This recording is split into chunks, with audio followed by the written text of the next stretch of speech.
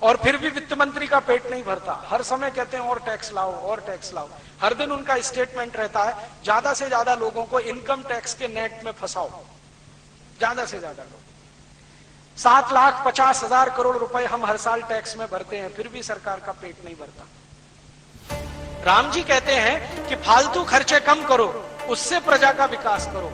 आज की सरकार के 90% खर्चे फालतू खर्चे हैं, ये सरकार खुद कहती है।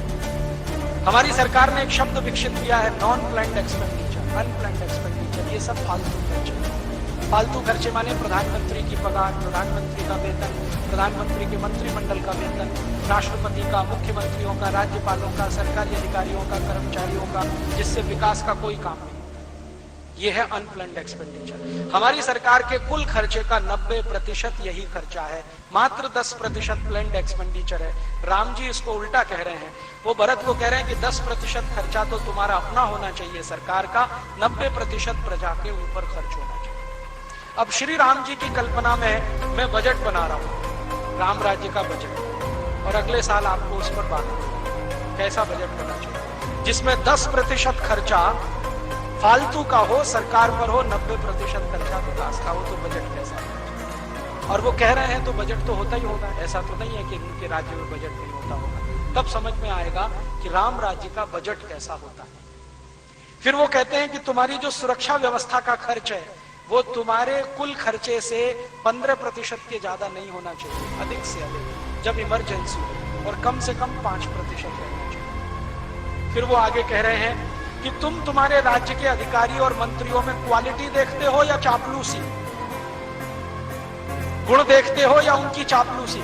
वो तुम्हारे आगे पीछे हाँ जी हाँ जी हाँ जी हाँ जी करते घूमते रहे, ऐसे लोगों को मंत्री बनाते हो, या जो तुम्हारी गलत को गलत कहे, सही को सही कहे और तुम्हें सही राय दे, ऐसे लोगों को मंत्री बनाते हो। तो भरत कहते हैं हाँ मैं कोशिश तो करता हूं, बिना चापलूसी करने वालों को मंत्री बनाता। फिर वो आगे पूछ रहे हैं तुम्हारे राज्य में भ्रष्टाचार कितना है।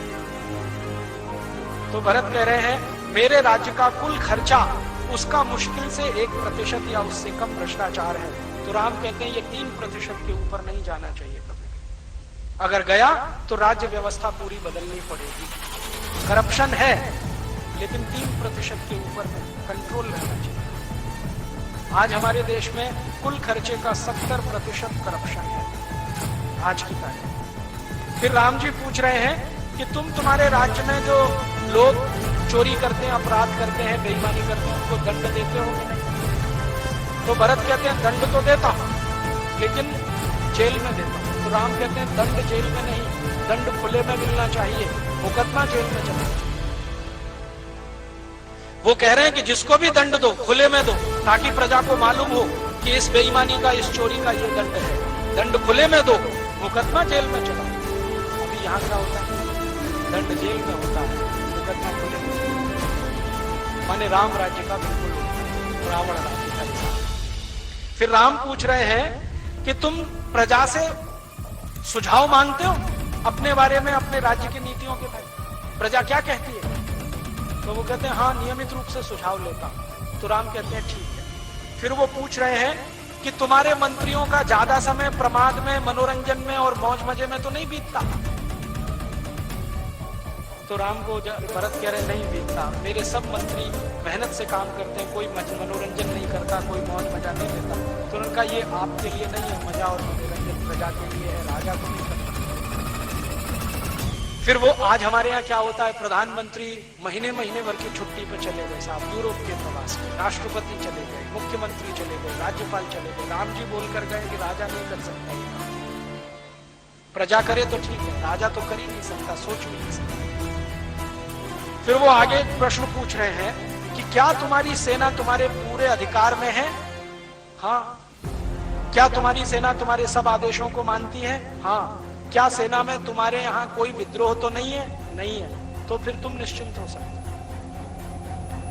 फिर वो कहते हैं कि सेना में जो सैनिक वीरता दिखाते हैं उनको तुम पुरस्कृत करते हो कि नहीं। हाँ करता हूं। तो ये दूसरों के लिए अच्छा है। फिर वो पूछ रहे हैं कि तुम जब कोई फैसला लेते हो तो तुम्हारे सब मंत्री एक मत होते हैं कि नहीं, आम राय होती है कि नहीं।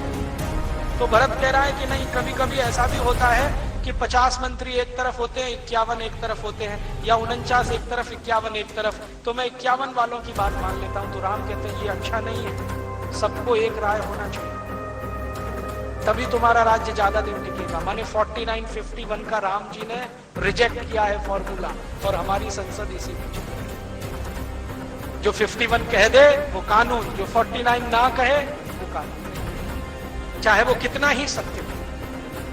अभी संसद में ज्यादा सांसदों ने कहा वेतन भत्ते बढ़ाओ, तो बढ़ा दिया 15 दिन। कुछ माइनॉरिटी में थे जिन्होंने मना किया, उनकी किसी ने सुना नहीं। राम जी कहते हैं ये मेजॉरिटी माइनॉरिटी नहीं, एक राय होनी चाहिए, आम राय होनी चाहिए, और जब तक आम राय नहीं बने तब तक फैसला मत करो। बार बार बैठो, बार बार बैठो, बार बार बैठो। हमारे यहां डेमोक्रेसी के सारे प्रिंसिपल तो श्री राम जी तय करके चले गए। अब ये हमारा दुर्भाग्य है कि हमने उनको देखा नहीं। रघुवंशम में पूरे सारे प्रिंसिपल हैं। हमारी सरकार ने अंग्रेजों की नकल करके पार्लियामेंट्री डेमोक्रेसी लाया।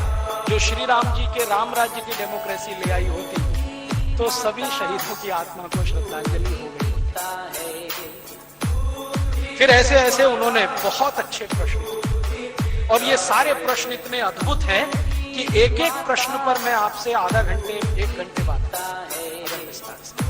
लेकिन मैं आपके सिर्फ ध्यान में लाना चाहता हूं कि श्री राम के राज्य की व्यवस्था कैसी है, राम राज्य कैसा है।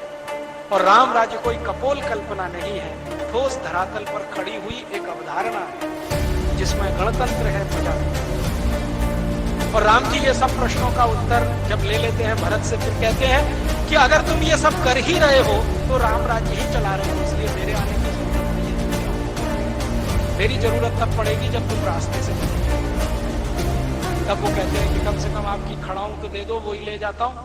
तो ठीक है, ले जाओ, लेकिन विचार ये है इसके हिसाब से राज्य चलाओ, इससे अलग मत चलो। तो गांधी जी बार बार जो राम राज्य की कल्पना कर रहे हैं वो यही कल्पना है।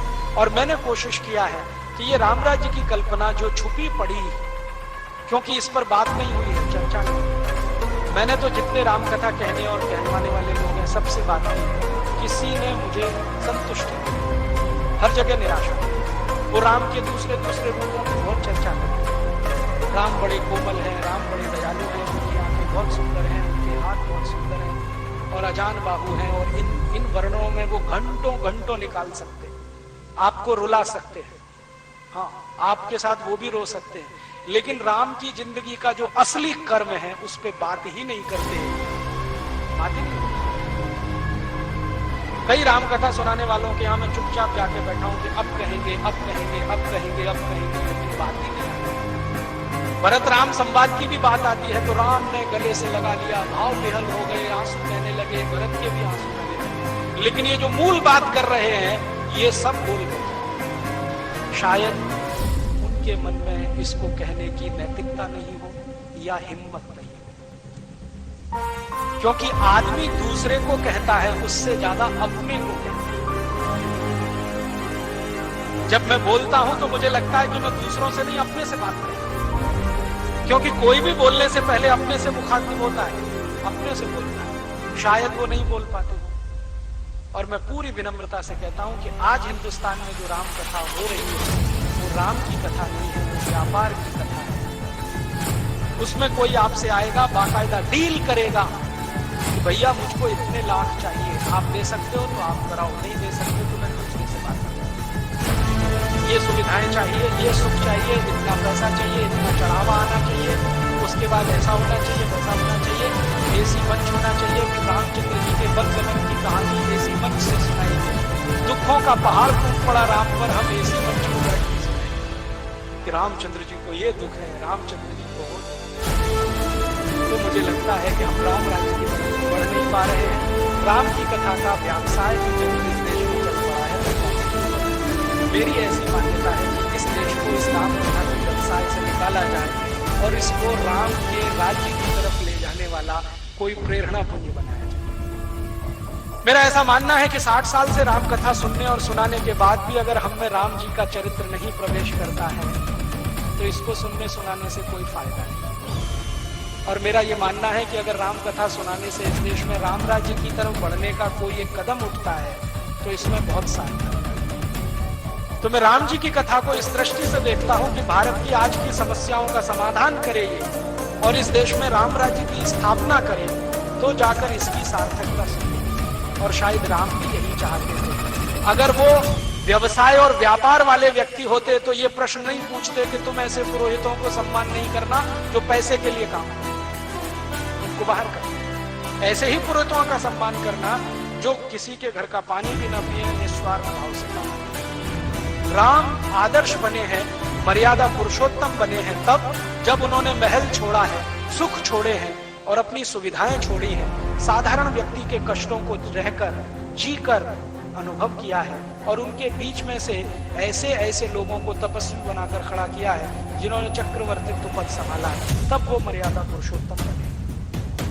जब तक उनका महलों का जीवन है कोई उनको मर्यादा पुरुषोत्तम नहीं कहता। महल छोड़कर वन में चले गए हैं और आदर्श की स्थापना करने में लगे हुए हैं, तब वो मर्यादा पुरुषोत्तम बने। तो हम मर्यादा पुरुषोत्तम राम की बात करें, उनके राम राज्य की बात करें और कुछ कोशिश करें, कम से कम सपना तो देखें कि इस देश में राम राज्य लाना है जो हमारे शहीदों का मधुरा है।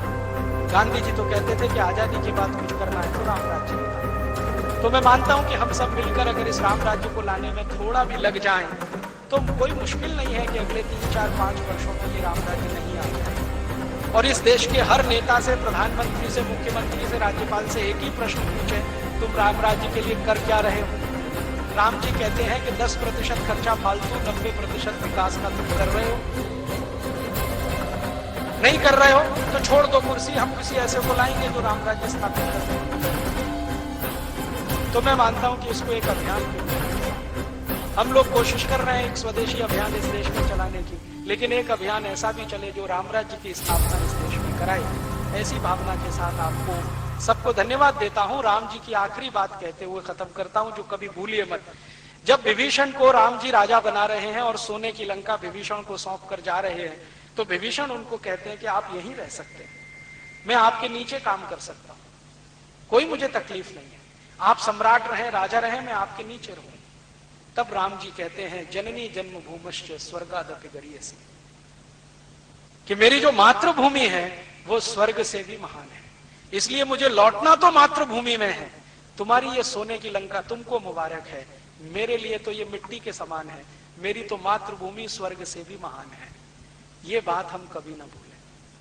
श्री राम जी की ये बात हमारे हृदय में रहे कि हमारी मातृभूमि स्वर्ग से भी महान है। अमेरिका, यूरोप, चाहे जितनी बड़ी सोने की लंकाएं हों, वो हमारे लिए मिट्टी की धूल के बराबर हैं। अगर ये बात हमको समझ में आ जाए श्री राम जी की, तो हिंदुस्तान से गए हुए 2 करोड़ एनआरआईज एक क्षण में अमेरिका, यूरोप छोड़ देंगे और उनकी बुद्धि और पैसे का सारा उपयोग इस देश के विकास के लिए हो जाएगा और ये देश सच में सोने की चिड़िया बन जाएगा। ऐसी भावना के साथ आप सबको प्रणाम करता हूं और श्री राम आपको ऐसी प्रेरणा दें कि हम सब मिलकर उनके राज्य की स्थापना करने में लग जाएं। भावना के साथ आप सबका आभार, बहुत धन्यवाद। कल शाम को इसी स्थान पर 7 बजे मैं एक व्याख्यान और देने वाला हूं, भारत और यूरोप, भारत की सभ्यता, यूरोप की सभ्यता, भारत की संस्कृति, यूरोप की संस्कृति, दोनों में क्या अंतर है, दोनों की भिन्नताएं क्या हैं, हम उनकी नकल